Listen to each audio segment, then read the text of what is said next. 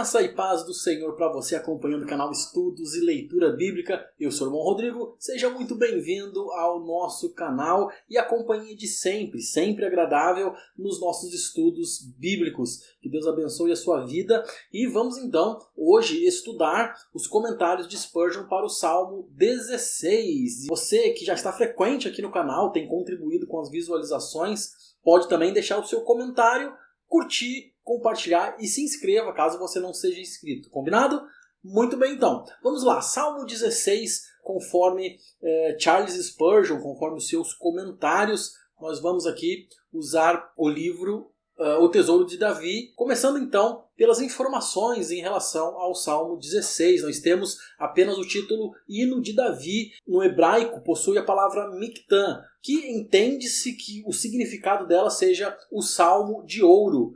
Spurgeon vai citar Henry Ainsworth, que chama esse salmo de a joia de Davi ou o cântico extraordinário. Para Spurgeon, uma forma interessante de chamar o salmo é o salmo do segredo precioso. Em relação ao assunto desse salmo é muito interessante, porque se você ler com atenção, vai perceber que se trata de um salmo messiânico. E Spurgeon vai comentar que nós não precisamos da inspiração humana para chegar a essa conclusão, até porque o Espírito Santo, por meio de Pedro e Paulo, os apóstolos de Cristo, nos mostra que tudo diz respeito ao próprio Senhor Jesus Cristo. Por isso, o salmo é apropriadamente chamado de precioso, ouro e joia. Esse, então, é o motivo dos títulos dados por esses ilustres e renomados irmãos na fé. Nós não encontramos até então, nos salmos que estudamos até aqui, esse termo Miktan, mas nós encontraremos novamente nos salmos de 56 até os 60,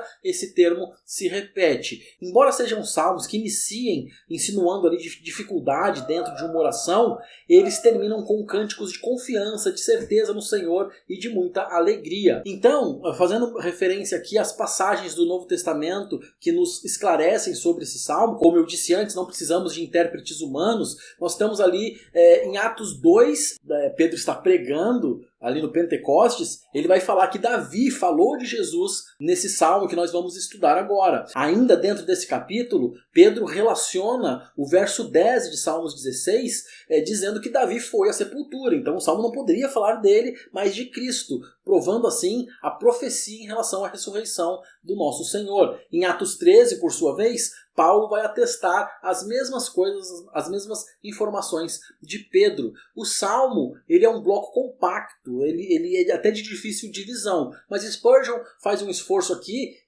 separando o capítulo no primeiro verso sobre a oração da fé, dos versos 2 ao 5, a declaração de fé somente no Senhor Jesus Cristo. Versículos 6 e 7, o contentamento da fé no presente. E dos versos 8 até o fim, até o verso 11, a confiança alegre da fé no futuro.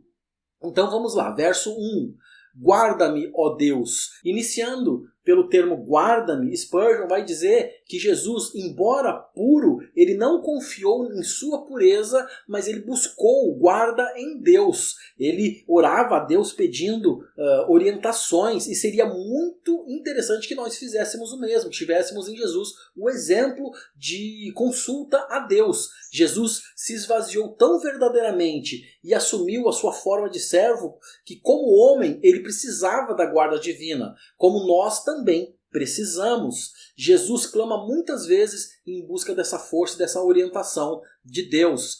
Então, na sequência, nessa mesma expressão, guarda-me, ó Deus, na segunda parte, o termo Deus em hebraico é usado a palavra El. Então, Spurgeon vai falar que é o mesmo usado por Jesus nos seus clamores a Deus, nos momentos de aflição e de dificuldade. Então, nós também podemos nos voltar a esse Deus todo-poderoso, a El, nas horas que nós precisarmos também. Que na segunda parte do verso, porque em ti me refugio, ou então em algumas outras versões, porque em ti confio. Spurgeon faz uma comparação com os pintinhos que se refugiam debaixo das asas da galinha. Como Jesus, nós devemos nos entregar com confiança a Deus. E então clamar, por refúgio, porque as nossas súplicas serão ouvidas. Nossa súplica prevalecerá diante de Deus. Partindo para o verso 2, inicia com: digo ao Senhor, tu és o meu Senhor. Spurgeon explora aqui esse trecho dizendo que é uma expressão da fé de submissão e entrega. Confessar com a boca é pouco, mas para a alma dizer, sobretudo em tempos de tribulação, é uma evidência graciosa de saúde espiritual. Na sequência, outro bem não possuo, senão a ti somente. Isso até me faz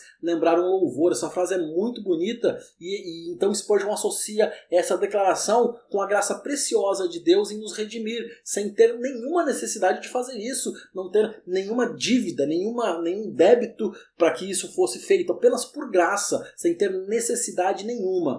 Então, nós partimos para falar ali dos santos que há na terra no verso 3. Não podemos abençoar os santos que já partiram. Spurgeon vai falar da memória daqueles que já partiram e que nós não podemos fazer nada por eles. Nós não podemos nem mesmo orar por eles, como é a crença de alguns. Isso de nada vale. Mas nós devemos ser reverentes aos santos vivos. O Senhor os tem em alta conta e nós devemos também ter reverência, pois eles são os notáveis, usando o trecho do próprio versículo. Então isso demonstra afeto profundo que levou Jesus a ver em nós uma recompensa por todo o seu sofrimento. Já no verso 4, nós vemos que o mesmo coração amoroso que se abre para o povo escolhido se fecha imediatamente contra aqueles que continuam em rebelião contra Deus. Então Spurgeon vai falar bastante sobre idolatria. Enquanto muitos crentes são lentos, morosos, preguiçosos na obra do Senhor, muitos ímpios correm com pressa para a idolatria. Então, é um paralelo muito interessante que nos faz refletir e ter diligência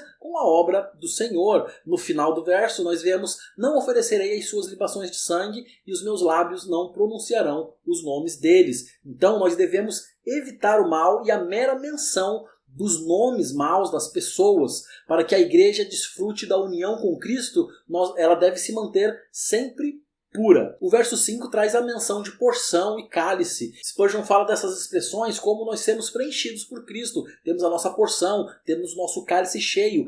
Assim não sobra espaço para desviar a nossa adoração de Deus, não sobra espaço para idolatria, não sobra espaço para a gente deixar Deus de lado. Assim como Jesus, que foi tentado de diversas formas, inclusive no deserto, quando Satanás fala: tudo isto te darei, em Mateus 4:9, nós devemos ter essa plenitude, esse preenchimento de Deus, para que nós possamos resistir a esses dias e essas tentações. E então poder declarar, como o salmista diz: tu sustentas a minha sorte. Não precisaremos de fiadores ou de arrendatários, porque Deus nos sustenta. No verso 6, a reflexão é que, a exemplo de Jesus, nós devemos seguir a obediência para alcançar os lugares agradáveis. Então poder falar, como o salmista também diz no Salmo 6, é linda a minha herança. A importância de manter a alegria é lembrada por Charles Spurgeon nessa reflexão deste verso. Na sequência, bendigo o Senhor que me aconselha. Nós precisamos aprender mais essa lição. Jesus é maravilhoso conselheiro, mas ele se aconselhava com o Pai. Então isso é outra lição que Spurgeon nos dá aqui na reflexão deste verso. Na sequência, o verso diz: pois até durante a noite o meu coração me ensina. Então, aqui vale lembrar, Spurgeon faz a mesma lembrança que eu fiz várias vezes lá no estudo em Provérbios. O coração aqui se refere ao homem interior, às emoções e sentimentos, mas não só às emoções, mas ao intelecto como um todo. Essa era a cultura, o entendimento hebraico da palavra coração. A comunhão com Deus dá a sabedoria espiritual interior. Ou seja, aqui o salmista fala do período da noite como uma autorreflexão, como pensando ali, tendo seus próprios pensamentos e chegando a conclusões, porque ele está em comunhão com Deus e isso lhe dá sabedoria para então analisar as situações, ter calma, ter sabedoria para resolver os seus problemas. Spurgeon disse que o período noturno é onde o pecador escolhe para fazer a sua prática de pecados, as maldades. Essa é a hora também de quietude, de tranquilidade, de calma, onde os crentes ouvem a voz suave e macia que vem dos céus e, por sua vez, de dentro deles, porque ali habita o Espírito Santo de Deus. O verso 8 evidencia um apoio constante quando nos colocamos em comunhão com Deus. confiar no Senhor como nosso defensor, como nossa guarda, é o privilégio dos crentes, o privilégio de todos os santos. Jesus foi por diversas vezes amparado por anjos que o serviam, né? Então, nós devemos pensar nisso também, que nós temos ali anjos a serviço de Deus para cuidar e para nos encaminhar, o próprio Espírito Santo fazendo morada em nosso coração. No verso 9, a reflexão é sobre a alegria resultante das consequências de estar em comunhão, de estar na presença de Deus. Partindo para os 2 últimos versos, o 10 é muito interessante e conhecido porque é um verso profético que diz que não permitirá que o santo veja a corrupção, claramente falando de Jesus Cristo. Jesus não foi deixado entre os que partiram, né? Entre os que foram desincorporados, a expressão que Spurgeon usa, mas ele creu na ressurreição e recebeu essa ressurreição no 3º dia. E esse é um encorajamento nobre para todos os santos, que vão morrer, vão passar por corrupção, mas vão ressuscitar, assim como Cristo, que foi a primícia. Embora no nosso caso nós tenhamos a corrupção do nosso corpo, nós ressuscitaremos como foi com Cristo, e isso é algo muito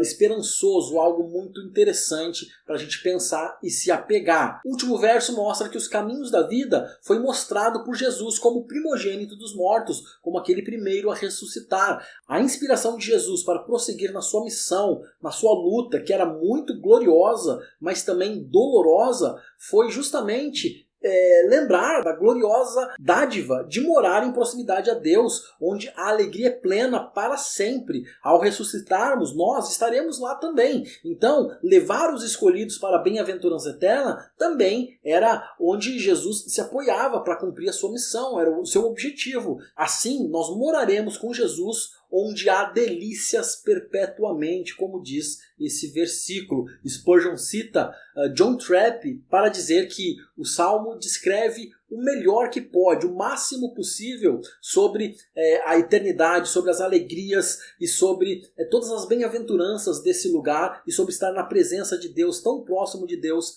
no reino dos céus. Mas as palavras são muito fracas para expressar toda a maravilha que será. E assim ele encerra com essa reflexão, nos deixando com a imaginação fervilhando sobre as moradas eternas com o Pai. E isso é muito, muito, muito glorioso. E graças a Deus por isso. Então vamos encerrar assim também, pensando sobre as moradas eternas, pensando sobre o reino dos céus, pensando sobre a obra de Jesus que nos beneficiou e ele como primícia dos mortos, inaugurando ali os céus para nossa e preparando morada para que nós ressuscitemos também. É isso por hoje, que Deus abençoe você e nós seguimos por aqui, abençoando e sendo abençoados.